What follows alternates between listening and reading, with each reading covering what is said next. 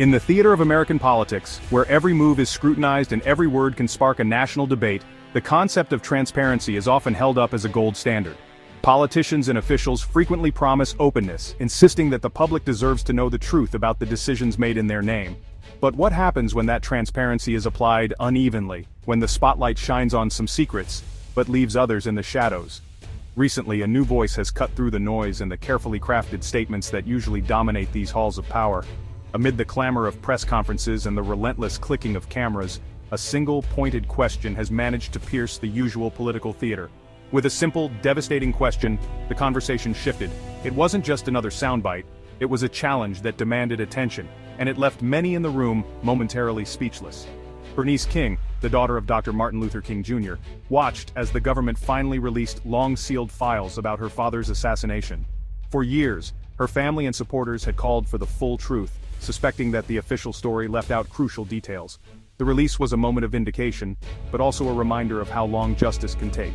But instead of simply expressing gratitude to those responsible for unsealing the files, Bernice King took the opportunity to issue a direct and public challenge to former President Donald Trump.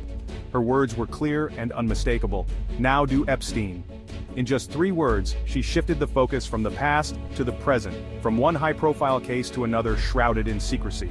This wasn't just a tweet lost in the endless scroll of social media, it was a demand for consistency and integrity from the highest levels of power. King's statement quickly went viral, resonating with people who have grown weary of selective transparency and half-truths. For decades, the King family has fought tirelessly for the full truth about Dr. King's murder, believing that the official narrative was incomplete and that vital information remained hidden. Their struggle is emblematic of a broader fight for justice and accountability in America, a fight that continues to this day. So when a former president unlocks one set of files, Bernice King's question becomes even more pointed. Is this transparency truly for everyone, or is it just a convenient exception? Are we only willing to reveal the truth when it serves a particular agenda, or are we committed to openness no matter where the trail leads? By linking her father's case to the Epstein scandal, a case that implicates powerful figures and remains cloaked in secrecy, King forces us to confront a tough, uncomfortable question. Does the public's right to know depend on who might be implicated? Or should transparency be a universal principle applied equally regardless of the consequences? Her 3-word challenge has put the ball squarely in the court of those who hold the keys to these sealed documents.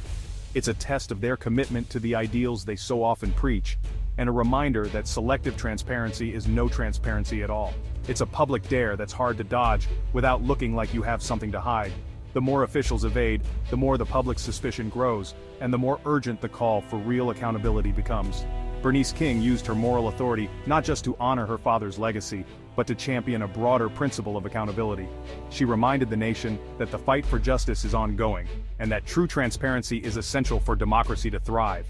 In the end, she reminded everyone, true transparency isn't a political tool to be wielded when convenient. It's a pillar of democracy, a promise to the people that no one is above scrutiny, and that the truth, no matter how uncomfortable, must always come to light. So how does Donald Trump respond to Bernice King's challenge? Not with substance, but with misdirection. Instead of engaging directly with the pressing issues at hand, he chooses a path well trodden in his political playbook. Instead of addressing the Epstein files, Trump pivoted to his favorite topic, himself. This tactic is not new, it's a strategy he has employed time and again to deflect and distract. On Truth Social, he ignored King's request and boasted about his poll numbers, claiming the Epstein hoax was making him more popular. By doing so, he shifts the narrative from accountability to a celebration of his perceived invincibility. It's a classic Trump move: ignore the question, attack the premise, and pivot to personal success. This approach not only sidesteps the issue but also reinforces his image as a political maverick. He turned a demand for accountability into a self-congratulatory press release. This maneuver is designed to rally his base, turning potential criticism into a badge of honor. The goal? Flood the conversation with a narrative where he's the victim, not a potential obstacle to justice. By casting himself as the aggrieved party, he seeks to garner sympathy and support. By refusing to acknowledge the call for the Epstein files, Trump fills the information vacuum with his own messaging. This tactic effectively drowns out dissenting voices and shifts focus away from the original issue. The conversation shifts from transparency to his political strength. His supporters cheer, seeing this as yet another example of his resilience against what they perceive as unfair attacks. The original crucial question remains unanswered, left floating in the wind. As the media and public await a response, the silence speaks volumes, highlighting the gap between public demand and political maneuvering. Why the feverish demand for the Epstein files? Because this isn't just another scandal, it's a story that confirms the public's worst fears about power.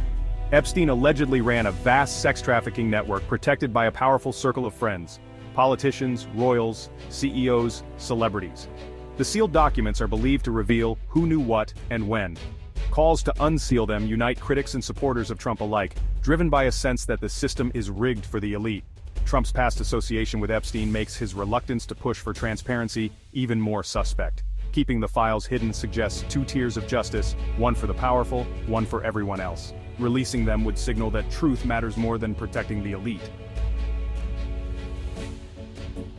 The King family's quest for transparency has always been about truth, not politics. They've fought for the full story of Dr. King's assassination, believing only complete openness can bring closure. But they're wary of politicians exploiting Dr. King's legacy for their own gain. Bernice King's "Now Do Epstein" challenge is sharp. She embraces transparency while calling out hypocrisy. Was the MLK file release genuine, or just a political maneuver to distract from other secrets? Her statement is a guardrail, insisting that if you claim to champion transparency, you must apply it evenly. Selective declassification isn't justice, it's image management. The King family wants the whole truth not just for themselves but as a national standard. They demand Dr. King's legacy be honored with integrity, not used as a political smokescreen. A major concern in today's political climate is that history itself is being weaponized, twisted, and used as a tool to serve present-day agendas. Instead of learning from the past, some leaders are now using it as a shield to deflect criticism or to justify their own actions. This isn't just about remembering history, it's about manipulating it for political gain. The timing of the MLK file released by Trump's team raised suspicions among many observers. Was this sudden transparency truly about revealing the truth, or was it a calculated political strategy designed to distract from other controversies? The context matters. Releasing sensitive files during moments of heightened scrutiny can shift the narrative, making it seem as if the administration is committed to openness, even when other secrets remain tightly guarded. Selective transparency is a classic move in politics. Release some secrets to appear open and honest while keeping more damaging information hidden from public view. It's a way to control the story, to give the illusion of accountability without actually embracing it fully. This tactic has been used by politicians across the spectrum, but it's especially potent when tied to revered historical figures. By releasing the MLK files, Trump could position himself as a truth-teller, someone willing to confront the past head-on. This move allows him to deflect criticism on other fronts, suggesting that his administration values transparency, even as questions about other issues like the Epstein case remain unanswered. When pressed about Epstein or other scandals, he can point to the MLK file release and say, "See, I believe in transparency." It's a rhetorical shield, a way to redirect uncomfortable questions and present himself as a champion of openness, even if the reality is more complicated. But Bernice King's challenge cuts through this political theater. She refuses to let her father's legacy be used as a shield for unrelated controversies. Her voice is a reminder that Dr. King's memory is not a tool for political convenience but a call to genuine justice and truth. Her demand for consistency is powerful. She asserts that transparency isn't a buffet, you can't pick and choose when it suits you. True openness means facing all uncomfortable truths, not just the ones that are politically expedient. This growing trend of using history as a political tool is dangerous. When leaders cherry-pick moments from the past to score points or distract from their own actions, they risk distorting our collective memory and undermining the lessons history has to offer. Dr. King's legacy stands for justice, truth, and the ongoing struggle for equality, not as a convenient diversion from scandal or criticism. His life's work deserves respect, not exploitation. Reducing history to a mere talking point devalues what we claim to revere. It turns profound struggles and sacrifices into sound bites, stripping them of their true meaning and power.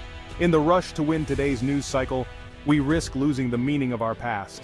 If we're not careful, the lessons of history will be drowned out by the noise of political maneuvering, leaving us with empty gestures instead of real progress. The push for the Epstein files is unique. It unites voices from across the political spectrum. Right-wing media personalities and Trump's critics alike demand transparency. This rare alliance is fueled by distrust of institutions and suspicion that the powerful play by different rules. The Epstein case, with its private jets and secretive elite, embodies this fear. Bipartisan pressure makes the issue impossible to ignore, even for Trump. Bernice King's intervention gives the movement moral clarity and historical weight. Linking her father's legacy to the Epstein fight elevates the conversation beyond politics. The release of the Epstein files is now framed as a moral imperative, not just a political choice. To distract from the Epstein files, Trump deployed a three-pronged strategy. First, he attacked Barack Obama, reigniting old rivalries and shifting focus.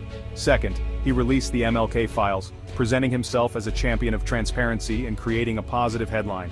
Third, he made bizarre public comments about changing Coca-Cola's formula, random, memeable, and distracting.